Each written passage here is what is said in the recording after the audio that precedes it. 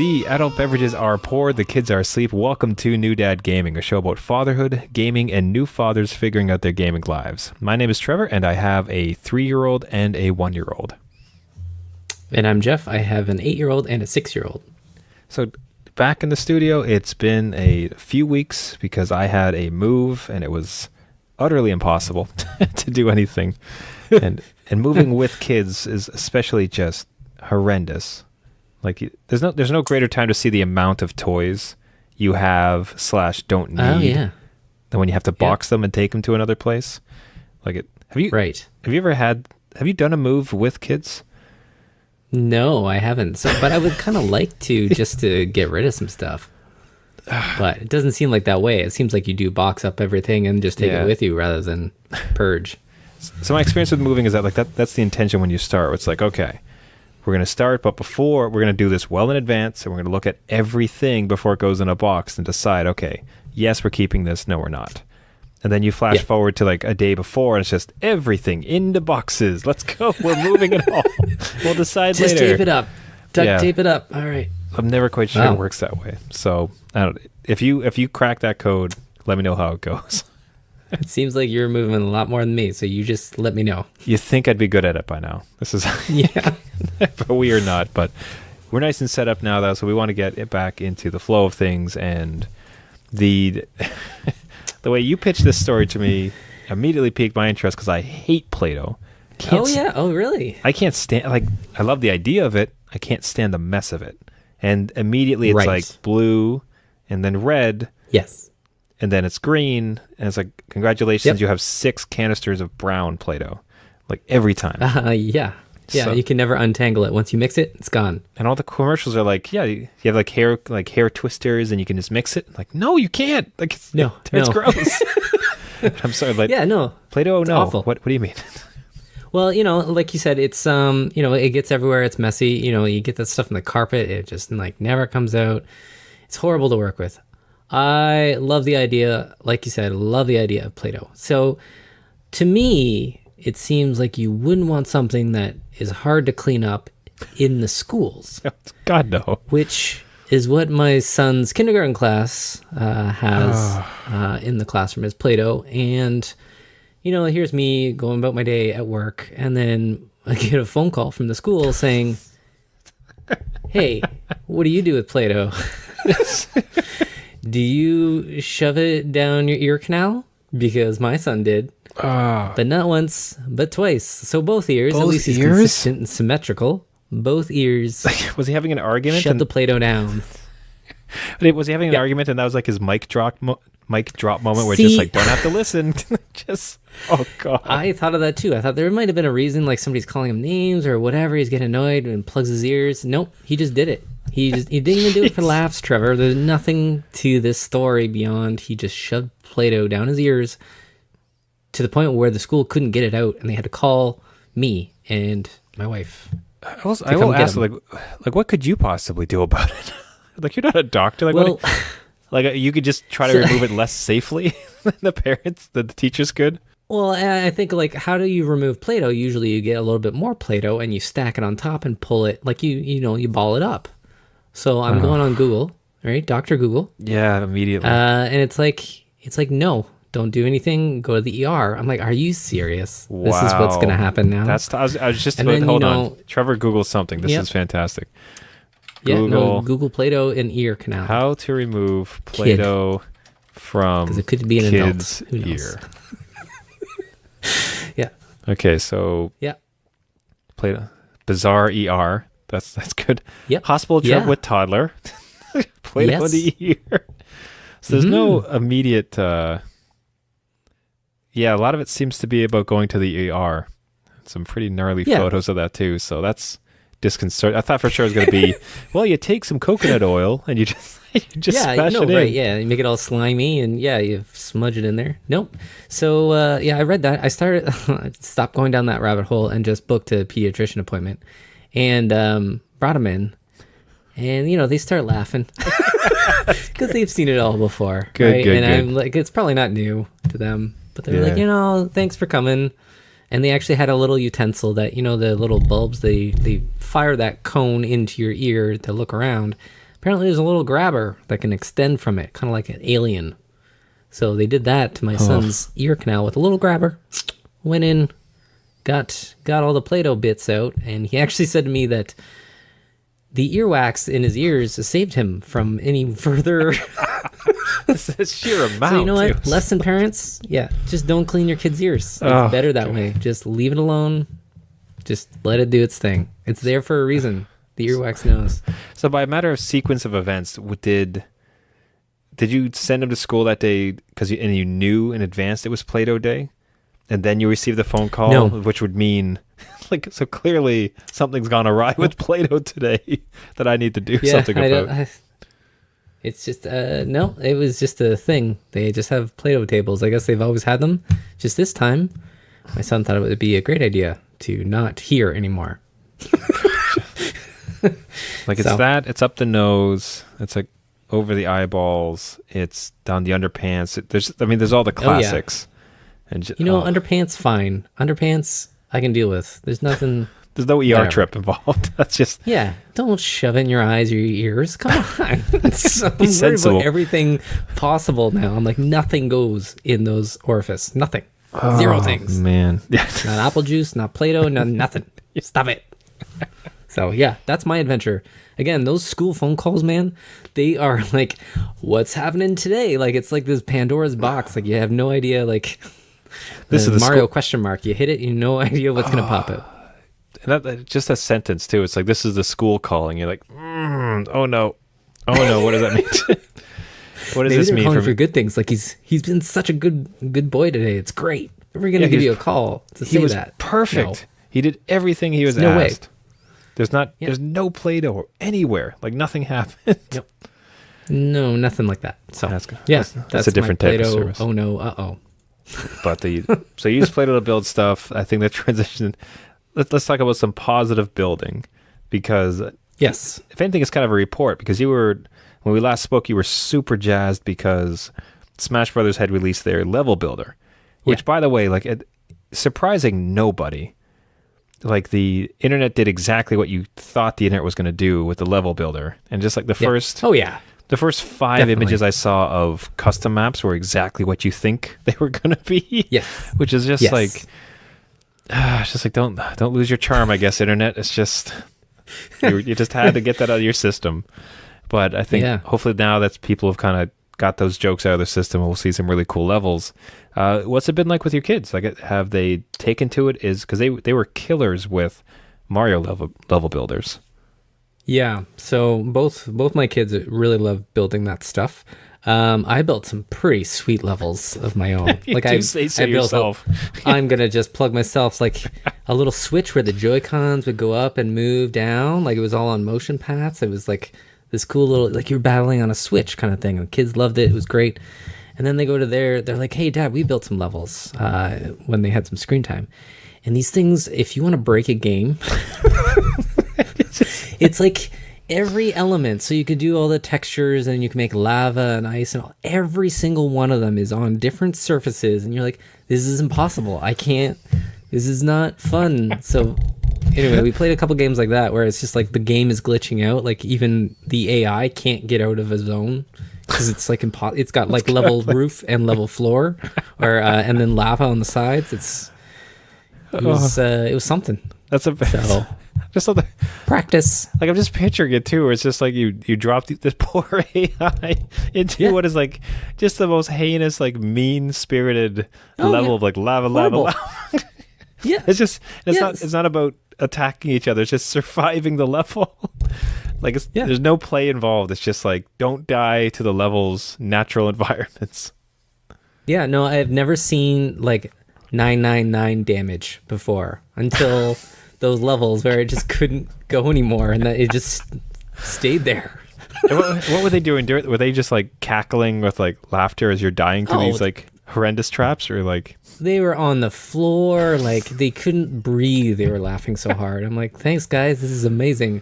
You know, I tried my best at my level, and you guys just want to make some sort of death pit. Yeah, mine's really clever. You're just being jerks, frankly. Yeah.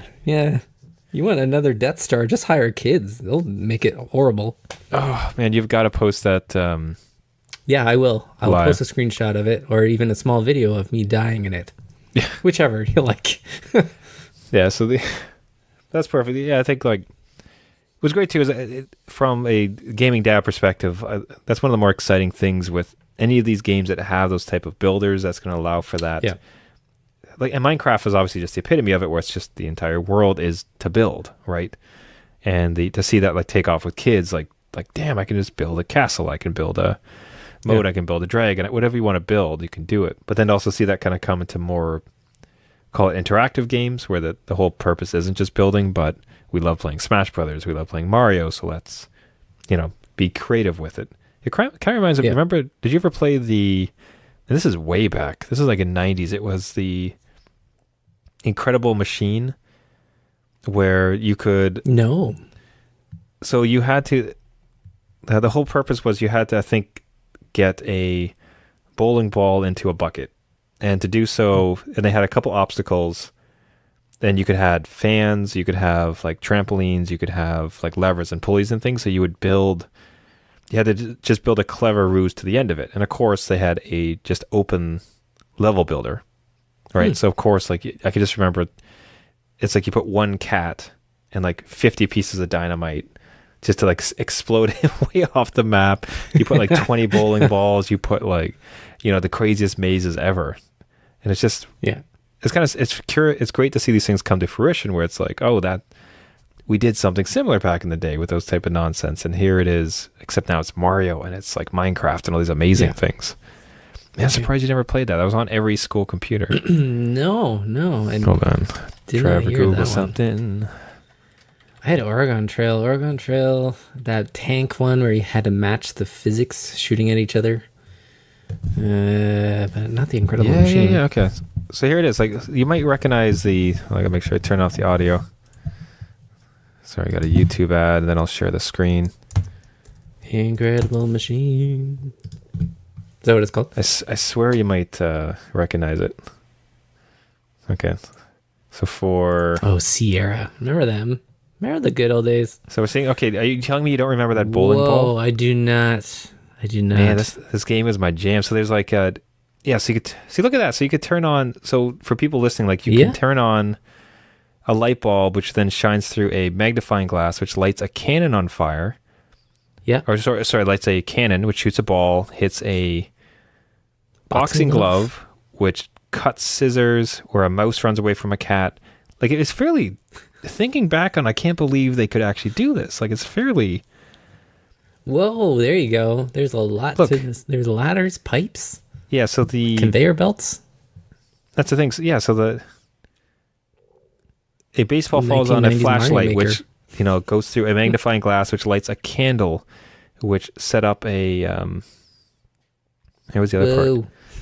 Oh, yeah, then there's gears. So if you hit a mouse, you could set up a mouse wheel, and if you hit the box that contained the mouse wheel, you could then turn a gear. Okay. Yeah, man. When I first described it, I did not even do this thing justice with how crazy it actually was. So anyways, there's levels, like you have to light the rocket, and you need to like place 6 or 7 things to make it happen. But then there's also just open mode where it's try to make something crazy happen.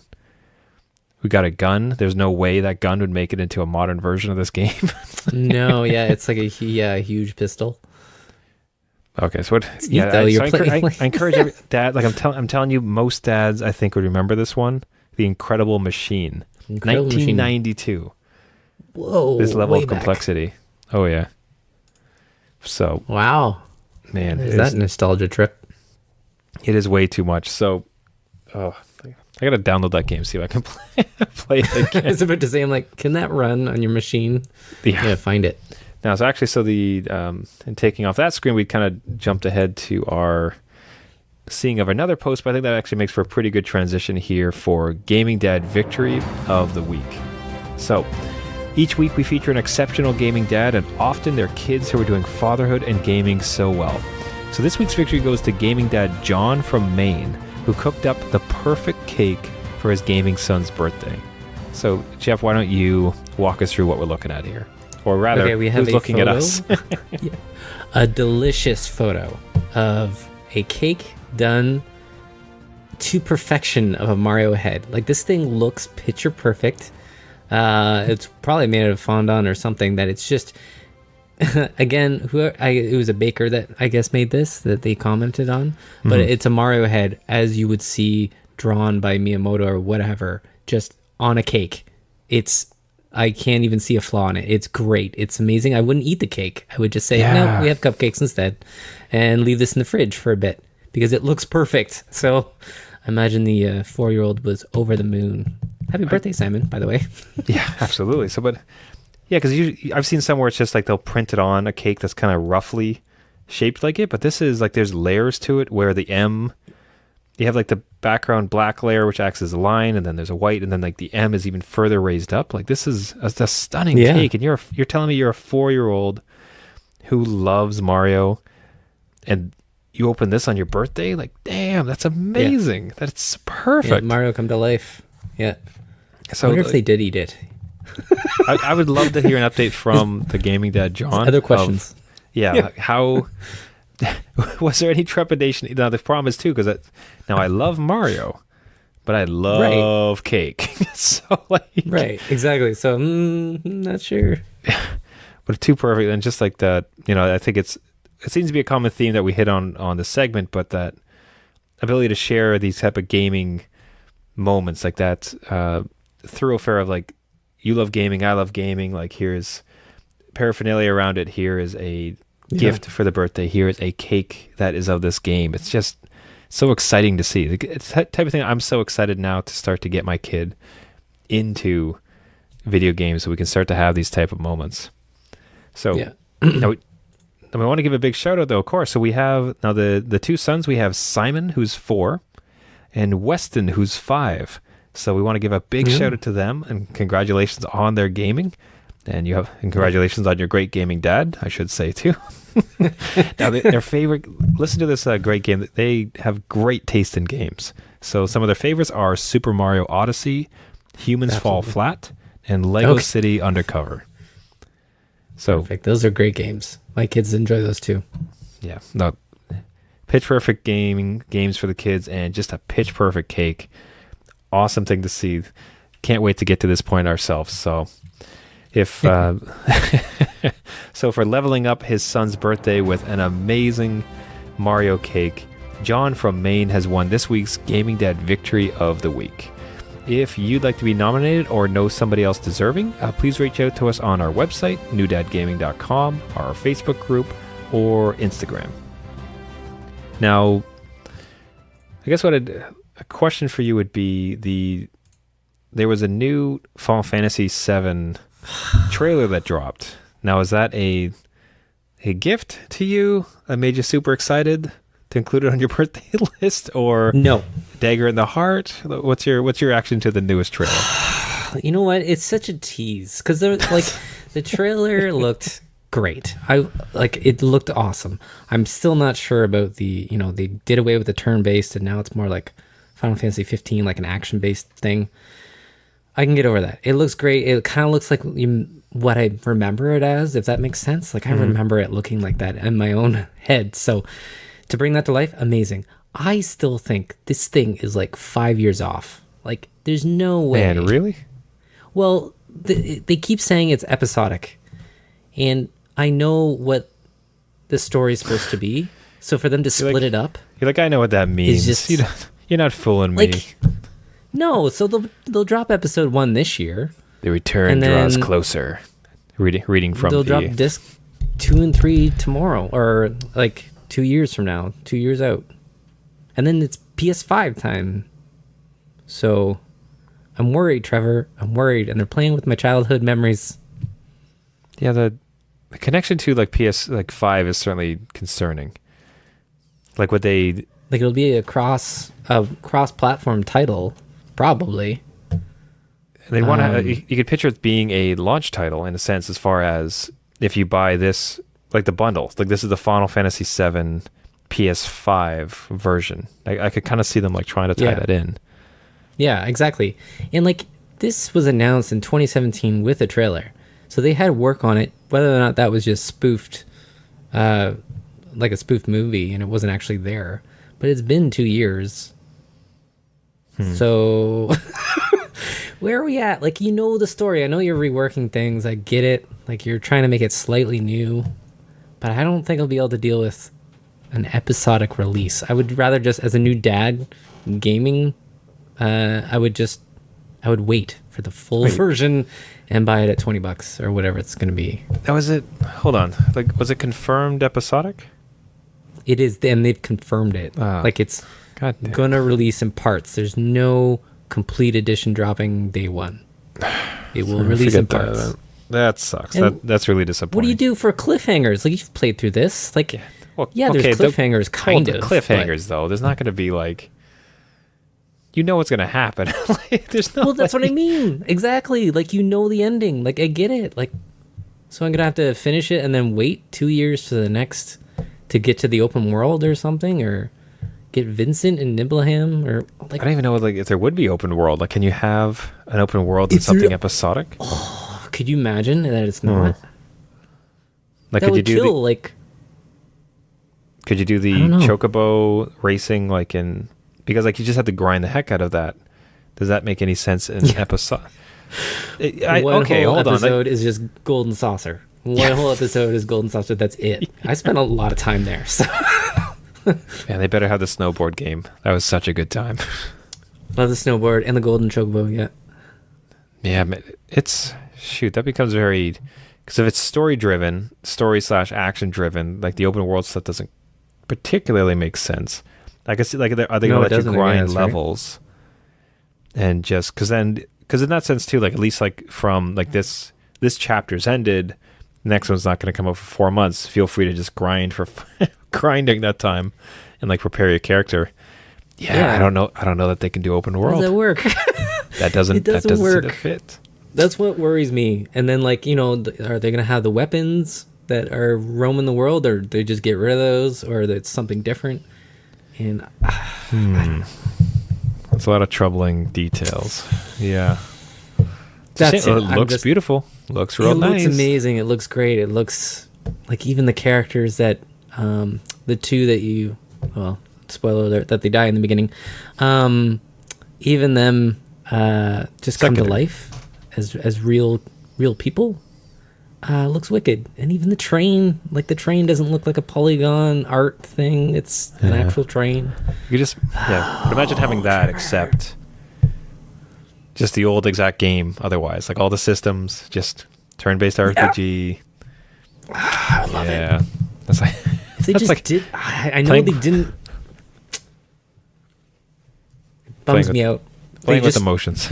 Yeah, you just have to just redo the whole thing in your new engine, be done. Your Final Fantasy 15 engine, whatever that was called, that took 10 years to build, just pop Final Fantasy 7 assets into it, build them there, pump it out. Get it out. Like, that's all we wanted. We didn't want to hold... I'm great. You're going to do extra things. I got it. But come on. Just give me the game. No one's going to remember this. My kids don't even know. They're like, hey, you know the cloud game that you really love? I'm like, Final Fantasy 7? Yeah. So, we'll see. You mean that action RPG? Yeah. We'll get it in college when they... it's like, it's going to be 10 years. Another decade. We're good. Man, they are really slow in releasing, too. So, it's just... If it's like one a year... And it's a huge game. The thing is just absolutely massive.